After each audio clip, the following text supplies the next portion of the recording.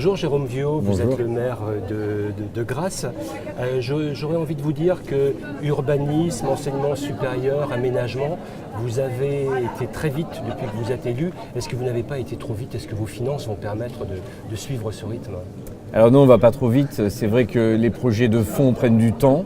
Il y a entre le moment où on pense à un projet, on le concerte, on le traduit dans les actes, il y a une inertie qui est là.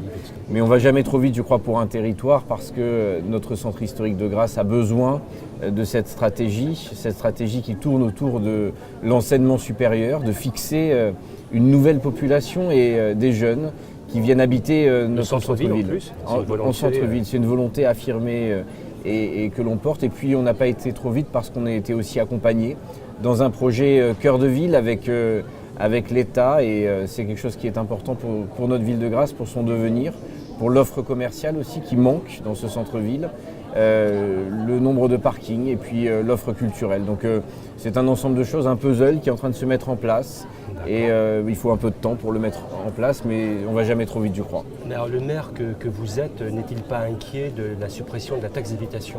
Est-ce que vous aurez les moyens dans les années qui viennent de poursuivre cette action? Alors on a des inquiétudes sur la baisse de la DGF qui frappe les collectivités et qui nous ampute un certain nombre de moyens. Ça c'est la première zone de difficulté auquel on est confronté tous les jours.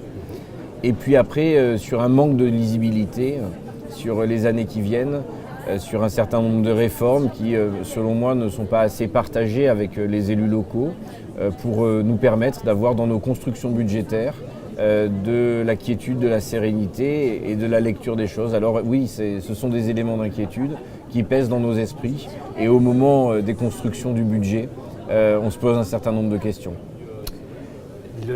Est-ce que le principal handicap du Pays de Grasse, ce n'est pas encore son enclavement, malgré la réouverture de la ligne de chemin de fer? Est-ce que c'est quand même pas un handicap pour que des entreprises viennent se fixer chez vous? On voit que non.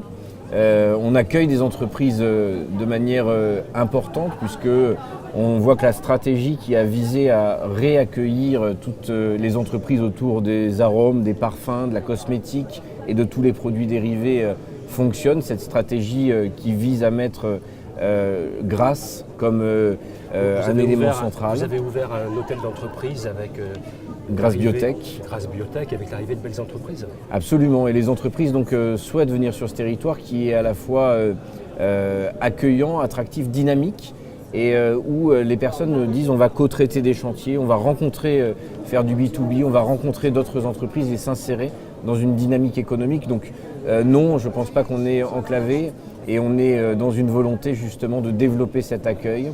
Là où dans le département ou ailleurs, la pression foncière est lourde et difficile, eh bien, le Pays de Grasse garde de belles perspectives et de l'avenir.